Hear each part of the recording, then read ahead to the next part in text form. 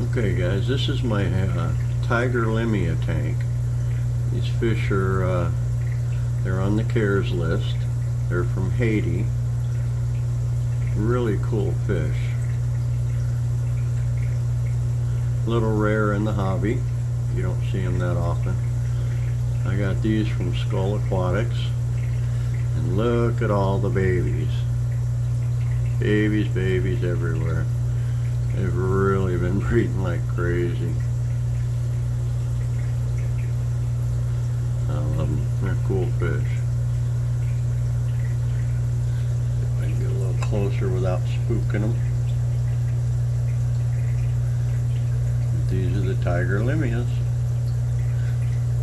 Lots and lots of babies. Keep pumping them out.